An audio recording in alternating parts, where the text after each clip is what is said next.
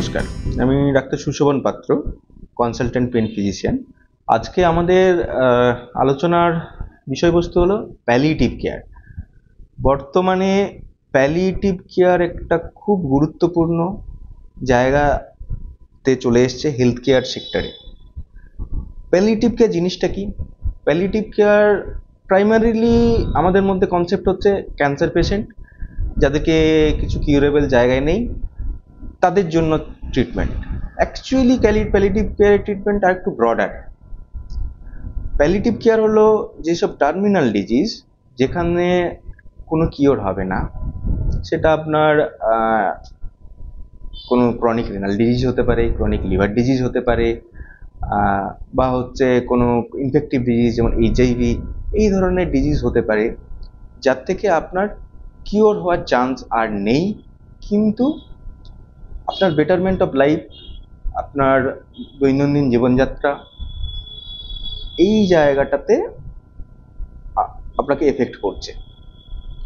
এটাই হচ্ছে প্যালিয়েটিভ কেয়ারের কনসেপ্ট। প্যালিয়েটিভ কেয়ার এমন নয় যে কিউরেটিভ থেরাপি বন্ধ হয়ে গেল মানে আপনার কিওর হওয়ার আর চান্স নেই, তারপর থেকে শুরু না, একদমই না। বিশেষ করে ক্যান্সারের ক্ষেত্রে প্যালিয়েটিভ কেয়ারের শুরু হচ্ছে যখন থেকে একটা পেশেন্টের ক্যান্সার বা এই ধরনের অসুখ ধরা পড়লো, তখন থেকে। যেই মুহূর্তে এই অসুখ ধরা পড়লো সেই মুহূর্তেই তার মধ্যে যে চেঞ্জেস এলো, তার মধ্যে যে ব্যথা, পেন। ক্যান্সার পেশেন্টের ক্ষেত্রে কেমোথেরাপি স্টার্ট হয়, রেডিওথেরাপি স্টার্ট হয়। এই কেমোথেরাপি এবং রেডিওথেরাপি অনেক সাইড এফেক্টস আছে। তার সাথে সাথে ক্যান্সার ইটসেলফ একটা ব্যথার জায়গা। তো ইনিশিয়াল ক্ষেত্রে এই ব্যথাটাকেই ছাড়ানো এবং তাকে খানিকটা পেন ফ্রি রাখা, এটাই হচ্ছে প্যালিয়েটিভ কেয়ারের ইনিশিয়াল গোল। এর পাশাপাশি যে এই যে পেনের যে বিভিন্ন কম্পোনেন্ট আমরা আগেই বলেছি, পেনের যে সাইকোলজিক্যাল কম্পোনেন্ট আছে, সোশ্যাল কম্পোনেন্ট আছে, স্পিরিচুয়াল কম্পোনেন্ট আছে, এই সমস্ত কটা কম্পোনেন্টকে গুরুত্ব দেওয়া, তার স্পিরিচুয়াল আপলিফমেন্ট, তার সোশ্যাল আপলিফমেন্ট এবং সাইকোলজিক্যাল আপলিফমেন্ট, এটা খুব ইম্পর্টেন্ট প্যালিয়েটিভ কেয়ারের ক্ষেত্রে। এবং প্যালিয়েটিভ কেয়ারে যে পেশেন্টকে আমি ট্রিটমেন্ট দিচ্ছি, তার সাথে সাথে তার যে ফ্যামিলি আছে, তারপর প্রত্যেকটা এই ধরনের টার্মিনাল ডিজিজে তার ফ্যামিলিরাও কিন্তু যথেষ্ট এফেক্টেড হন। তারা ইকোনমিক্যালি এফেক্টেড হন, তারা সাইকোলজিক্যালি এফেক্টেড হন।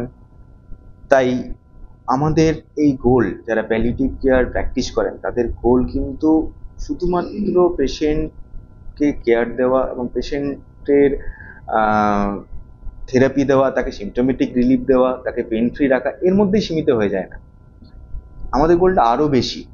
আমাদের দেখতে হয় তার ফ্যামিলিকেও, তাদের ফ্যামিলি যে ইকোনমিক এবং সাইকোলজিক্যাল প্রবলেমের মধ্যে যাচ্ছে সেটাকেও আমাদের সাপোর্ট দেওয়া। এবং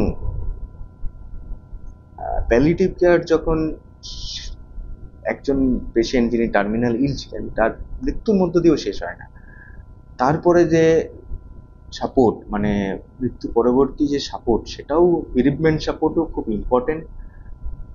তার কারণ এই যে পেশেন্ট, তাদের সাথে আমাদের কিন্তু একটা ইমোশনাল বন্ডেজ তৈরি হয়ে যায়।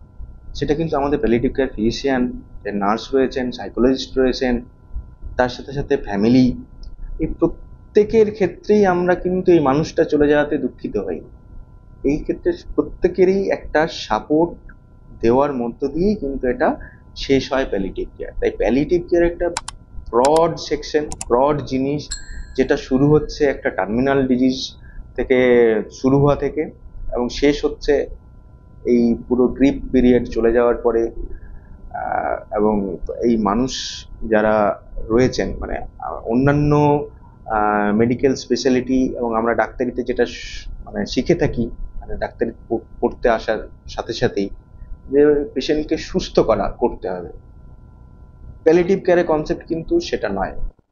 আমি জানি এই পেশেন্টকে সুস্থ করতে পারবো না, কিন্তু তা সত্ত্বেও তাকে কিভাবে আমি সাপোর্ট দিতে পারবো, তার ফ্যামিলিকে কি সাপোর্ট দিতে পারবো, এটাই হলো প্যালিয়েটিভ কেয়ারের মেইন গোল।